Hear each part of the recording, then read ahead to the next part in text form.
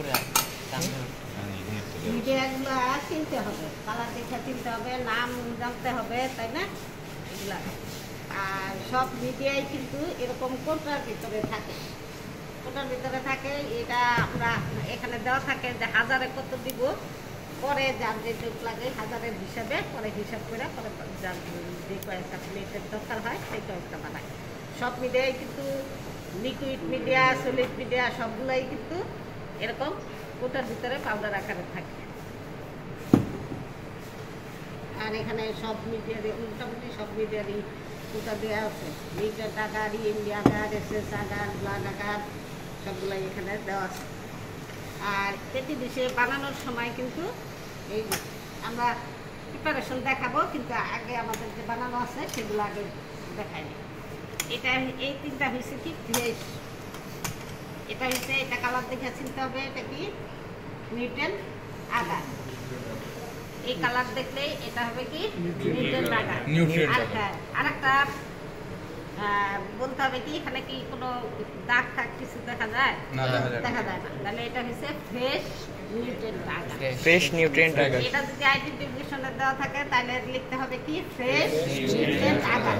নামগুলা সঠিক হতে হবে। আর যেহেতু কোনো কিছু নাই এটার ভিতরে একদম পরিষ্কার, তখন এটাকে সাথে ফ্রেশ লিখতে হবে, সবগুলাই এরকমই থাকে। এইটা হচ্ছে এই যে ব্লাড আগার, লাল টুকটা দিলেই এটা ব্লাড আগার। আর এটার ভিতরেও কোনো ই নাই, এটাও fresh fresh blood agar. Colour দেখে চিনতে হবে, নামগুলা সঠিক হতে হবে। আর এটা এই যে চকলেট কালার, এটা হচ্ছে কি ফ্রেশ চকলেট আগার। চকলেট, হ্যাঁ চকলেট আগারও আছে, কিন্তু এটা চকলেট আগার না, এটা হচ্ছে EMB agar, fresh EMB, using methylene blue, EMB. হ্যাঁ ইএমবি। এই কোটার ভিতরে কিন্তু সংক্ষেপেও দেওয়া আছে, পুরা নামগুলাও দেওয়া আছে।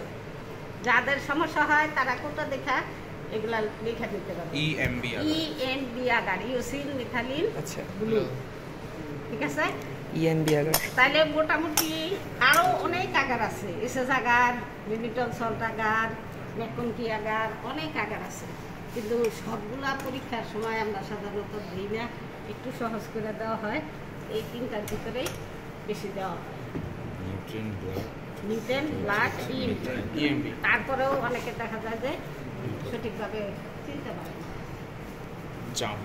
হ্যাঁ, এখন এই তিনটা একদম ভালো করে আচ্ছা নাম যাতে সঠিক হয়, আর ফ্রেশ থাকলে ফ্রেশটা লিখতে হবে, তাহলে নাম্বার পাওয়া যাবে। ইএমবি তো ফ্রেশ লিখতে হবে, ইএমবি তে ফ্রেশ লিখতে হবে না, যেগুলো ফ্রেশ থাকলে সবগুলোই ফ্রেশ, দাগ না থাকলে ইএমবি কি ফ্রেশ? হ্যাঁ, এটাও তো একদম পরিষ্কার, কোনো কিছুই নাই, মানে যেটার মধ্যে দাগ মার্ক থাকবে ওটা ফ্রেশ। হ্যাঁ, এটা আমরা বলতেছি। এখন এইগুলা গেল ফ্রেশ, ঠিক আছে? এখন এইটা এই দুটাও কিন্তু নিউটন আগার, কিন্তু এখানে ভিতরে কি আছে? ব্যাকটেরিয়ার কলোনি আছে, তাই না? এটা আনফ্রেশ, আনফ্রেশ না, এটা হচ্ছে Newton agar with bacteria colony. Nutrient agar with nutrient agar with bacterial colony. হ্যাঁ, এখন এখানে আমরা এই যে একটা দেখতেছি সাদা, একটা দেখতেছি হলুদ, খালি শুধু এখানে আমরা ক্যারেক্টার চাইলে তখন বলতে হবে, প্রশ্নের ভিতরে যদি ক্যারেক্টার থাকে তখন এটা হচ্ছে কি রাফ, এটা একটু এই পাশে ও পাশে ছড়াই গেছে কিন্তু কলোনির ইগুলা ব্যাকটেরিয়া করার ফলে। আর এটা হচ্ছে কি স্মুথ, তাহলে এটা হচ্ছে Newton agar with bacterial colony. এটাও কিন্তু bacteria Newton agar with bacterial colony, কিন্তু এটা হচ্ছে রাফ, এটা হচ্ছে স্মুথ। লিখলেই হবে। হ্যাঁ, আর এখানে কিন্তু ফ্রেশ লিখলে হবে না, তাহলে কিন্তু রাফ আর স্মুথ কিভাবে বুঝবো এটা? আরে হলুদটা হইতেছে স্মুথ, কলোনিগুলা কলোনি ইয়াটা ওই যে টানটা একটু এদিক সেদিক সরে গেছে, কিন্তু এইটা কিন্তু একদম একই তো লাগতেছে। হ্যাঁ, দুটো তো না এটার ভিতরে ফাফা ডাবা দেখতেছ না অনেক বেশি। বাবা এটা কাজ করছে না, এই জন্য বাবা দেখি এটা দিছে দিকে আজকে তো দিতা, এটা কয় বাবা আরেকটা দাও, আরেকটা দাও। আর এটা হচ্ছে একদম স্মুথ, লাইনগুলো স্মুথ আর কি। তাহলে ব্র্যাকেটে একটার মধ্যে স্মুথ আর একটার মধ্যে রাফ লিখে দিবেন। স্মুথ তো রাফ লিখে তাহলে না আপনি ব্যাকটেরিয়া নাও, ব্যাকটেরিয়ার কলোনির কারণে দুইটা কিন্তু দুই ব্যাকটেরিয়া। এটা হচ্ছে বেসিলাস, এটা হচ্ছে কক্কা। ওইগুলা চেনার দরকার নাই, ওইগুলো বলার দরকার নাই। এগুলা এখান থেকে দেখাই কেউ চিনবে না। ওইটা আমরা কখন চিনবো? যখন স্টেনিং করবো তখন চিনবো যে কোনটা বেসিলাস কোনটা কক্কা। শেপ নেই, হ্যাঁ, অ্যারেঞ্জমেন্ট দেখা। আর এটা হচ্ছে কি India agar with bacterial colony. জি কি এটা হচ্ছে India agar EMB agar with bacterial colony। Bacterial colony. এখানে আরেকটা কি দেখা যাচ্ছে, এই যে চিকচিক করতেছে, তাই না? চিকচিক করতেছে, গ্লিস্টারিং। হ্যাঁ, তাহলে এটা লিখতে হবে ব্যাকটেরিয়াল কলোনি এন্ড মেটালিক শিং। ওই যে চিকচিক করতেছে এটা হচ্ছে মেটালিক শিং। মেটালিক শিঙ্ক। মেটালিক শিং, শিং না বড় SHEEN শিং। SHEEN শিং শিং শিং SHEEN শিং পুরো নামটা বলতো কি বলছো? SHEEN পুরো নামটা মেটালিক শিং। হাতে ধরে এভাবে দেখতে হবে। আর দুটো প্লেট আমরা এটার নাম কি বললেন? মেটালিক শিং, EMB agar with bacterial colony. EMB agar with metallic shim SHEEM। এইটুক হইলো। হ্যাঁ, 1 মিনিট সবাই 1 মিনিট বা 40 মিনিট সময় দিন উইথ মেটালিক শিং। এখন ওইটা কিন্তু মনে রাখতে হবে, ইএমবিতে ইকোলাই ব্যাকটেরিয়া গ্রো করলেই মেটালিক শিং হয়। 1 আর কোনো ব্যাকটেরিয়া ইএমবিতে গ্রো করলে মেটালিক শিং হবে না।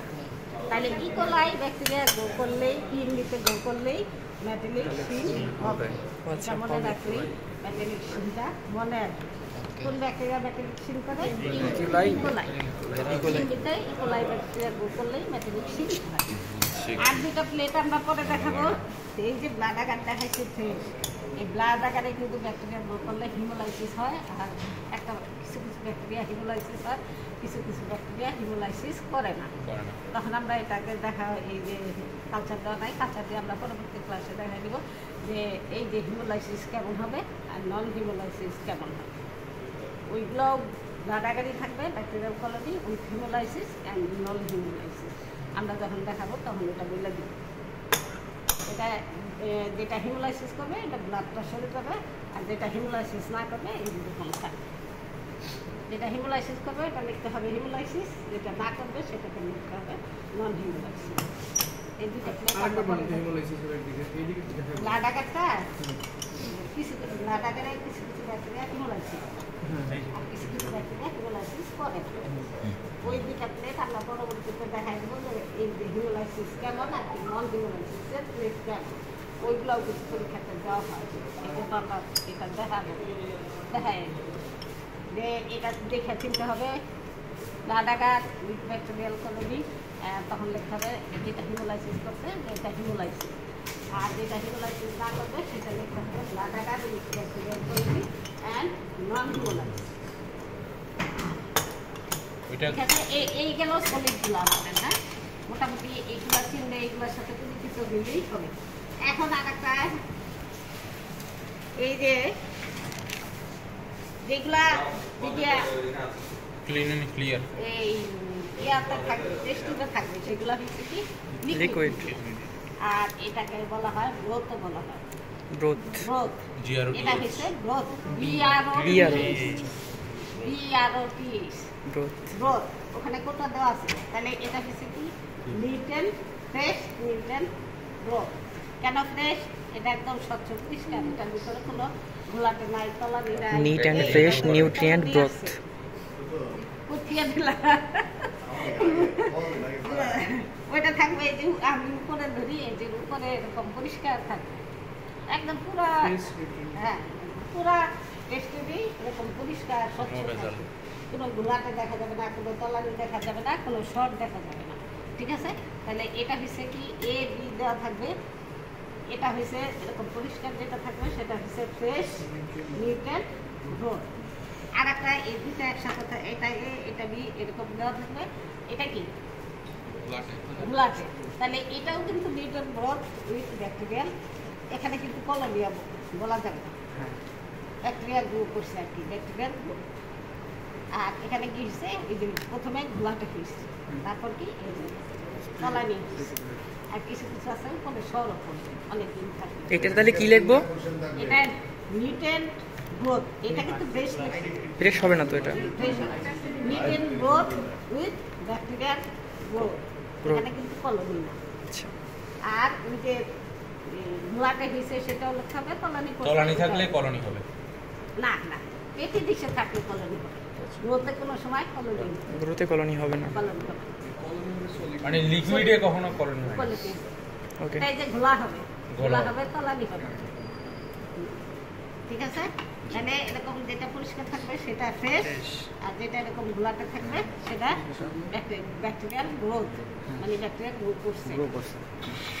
ঠিক আছে, এখন আমরা প্রিপারেশনটা দেখাই দিই। না ওই যে পাশেরটা, এই যে 3 নাম্বার টেস্ট, আরেকটা টেস্ট। ও এটা ওই যে কালকে যে ওই যে পাশে দেখানো হয়েছে Solution কি পিওর কালচার, ওইটার জন্য এই দুটাই মনে রাখলাম। আর শুধু যে নিউটন গ্রোথ আছে তা না, অনেক ধরনের গ্রোথ আছে, ম্যাথমেটিক গ্রোথ আছে, সেমিনাইট গ্রোথ আছে, এগুলো কিন্তু গ্রোথও কিন্তু অনেকগুলো আছে। আমরা এটাই দেখাই যে টেস্ট টিউবে থাকলেই সেগুলো গ্রোথ, আর সলিডগুলো সবসময় পেটি বেশি থাকবে।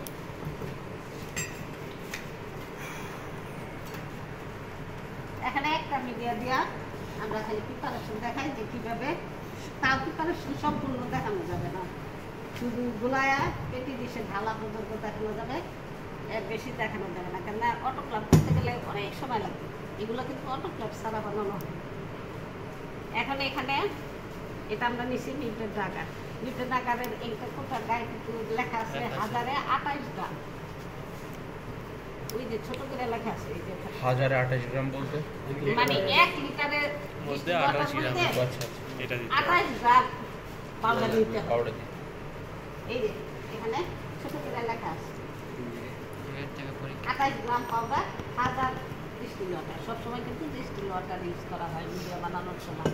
ঠিক আছে, এই আমরা ডিস্টিল ওয়াটার নেব, কিন্তু সবসময় আমাদের 1000 দরকার হয়। হ্যাঁ, আমাদের মানে 5টা কি 10টা পেটি ডিশের দরকার, তখন কি আমরা 1000 বানাবো? তখন তো আমরা 1000 বানাবো না। 1000 বানাবো কখন? যখন আমাদের বেশি বিডিয়ার দরকার, তখন আমরা 1000 বানাবো। কিন্তু আমাদের দেখা যাইতেছে যে অনেক সময় 4টা 5টা 10টা এরকম দরকার হয়। এখানে যেরকম আমরা দেখানোর জন্য মাত্র 100 টাকা দিচ্ছি, এটা এত নষ্ট করার তো দরকার নেই, এত নষ্ট আমরা দিলে এটা তো আমাদের কোনো কাজ হবে না। তাহলে এখানে ঠিক আছে 1000-এ দেওয়া আছে 28। এখন আমাদের নিজেদেরই হিসাব করে নিতে হয় যে আমরা তাহলে 100 বানাইলে কত নিব? 2.8, ঠিক না? এইভাবে আমাদের 200 বানাইলেও যা লাগবে, 300 বানাইলে যা লাগবে, এরকম হিসাব করে আমরা বানাই। এখন এখানে একটা ব্যালেন্স দেওয়া হয়েছে, এখানে তাহলে আমাদের 2.8 না নিয়ে আমরা সরাসরি একটু পাউডার, সবসময় একটু বেশি নেওয়া হয়, এখানে 3 দিয়ে দিলাম। ঠিক আছে, এটা কিন্তু এটা ইলেকট্রিক্যাল ব্যালেন্স আছে, কিন্তু এটা দিয়ে আমরা বেশি সব মাপি। 1 কোথায় এখানে? এখানে আমি বলতেছি লেখা এটা হচ্ছে আছে। পয়েন্ট, এই যে এই পাশে লেখা আছে, ও এই এগুলা পাশে সব গেলে দেখো। পয়েন্ট, ও এই যে পয়েন্ট,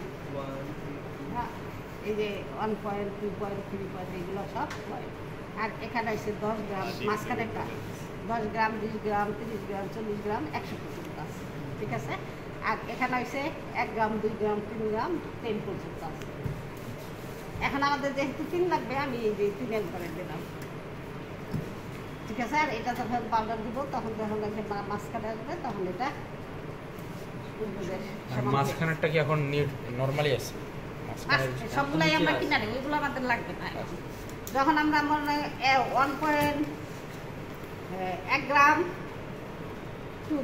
2 পয়েন্ট লাগে, তখন আমরা এটা দেবো 1 গ্রামে, এটা দেবো 0.2।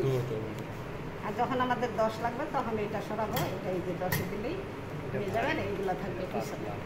আমাদের এইগুলোর তো এখন আর দরকার নেই, আমাদের এখানে 3 নিলেই হয়। এই যে 3 নিলেই হয়।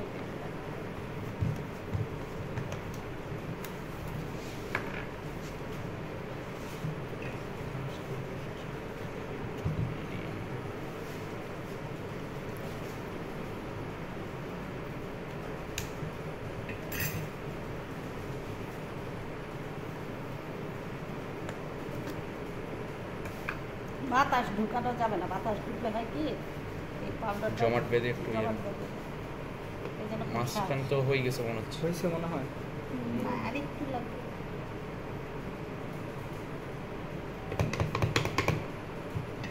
বুঝলি কেমন? এই যে যদি ওইটা ওই 2.8 নিতে চাই তাহলে ওই পয়েন্টের বললাম না, পয়েন্টের জন্য পয়েন্টের পরে সামনে দিতে একটা হবে, এই যে এখানে 2 এর করে দিতে হবে, এখানে এই যে 1 আচ্ছা। বা 8 লাগলে এই দিতে হবে। আর মাঝখানেরটা হচ্ছে দেখি আপনার মাঝখানে 10 গ্রাম 10, 20 গ্রাম 20 গ্রাম, বেশি বেশি গ্রাম। ঢেলে দিব। এখানে এখন এটাকে কি করতে হবে? বয়েল করতে হবে। বয়েল করার পরে অটোক্ল্যাপ করতে হবে। অটোক্ল্যাপ করার পরে কিন্তু জন এটা ওই যে আমাদের পেটি ডিশে ঢালতে হবে।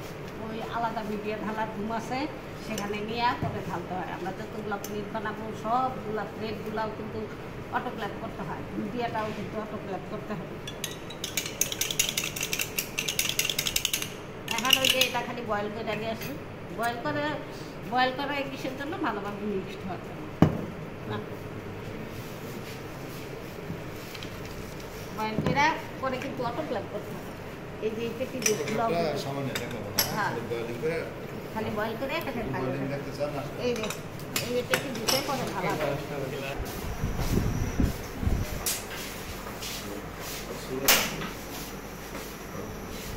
আমরা এখন বয়েল করলাম। কতক্ষণের জন্য করানো লাগবে? 2-3 মিনিট। এটাই তো অটোক্ল্যাপ মেশিন। এই কি কইস? এটা হ্যাঁ ওইটা। আমি বলছি গ্যাসে চলে তাহলে মোটা করে কয়। এটা কি খোলা যাবে একটু? কেমনে করে এটা? ওইটা আছে অটোক্লেভ। এটা হচ্ছে অটোক্লেভ মেশিন।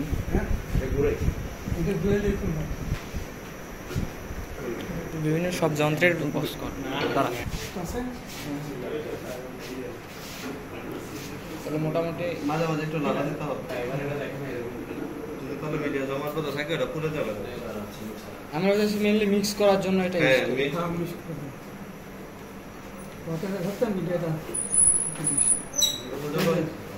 তখন নামায় রাখতে হবে তারপর ক্লিয়ার হবে।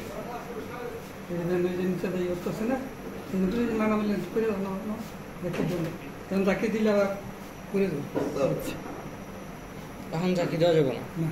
যখন বাবুল উঠবে তখন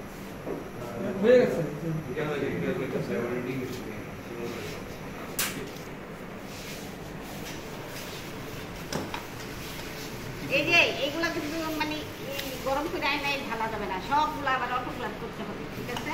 অটোক্ল্যাপ করার পরে আর এই যে এরকম খোলামেলা ঢালা যাবে না, তাহলে আগে কন্টামিনেশন হয়ে যাবে। এই জন্য মিডিয়া রুম আছে, আলাদা জায়গা আছে, ওখানে নেওয়ার পরে ঢালতে হয়। তাও অটোক্ল্যাপ করার পরে। এখানে তো আমরা অটোক্ল্যাপ করি না, অটোক্ল্যাপ করতে আরও একবার ঘন্টা সময় লাগে। তাহলে গরম করার পর অটোক্ল্যাপ করে তারপর ঢালতে হবে। সেটি বেশ সহজ। এই যে এখানে ঢালার সময় কিন্তু এরকম খোলা যাবে না, এরকম কন্টামিনেশন হতো না। কন্টামিনেশন যাবে না। এই যে একদম ঘুরে ঘুরে ঢালবে না। তিন ভাগের দুই ভাগ ঢালবে। এক ভাগ ফাঁকা রাখবে। দেখে আর একটা সবগুলাই ঢেলে দেবে। এখন এই যে ঠান্ডা হলেই এটা জমে যাবে। ঠান্ডা হলে এসি দিলাম। হ্যাঁ ওইটা ঠিক আছে। শেষ গ্লাসে সময়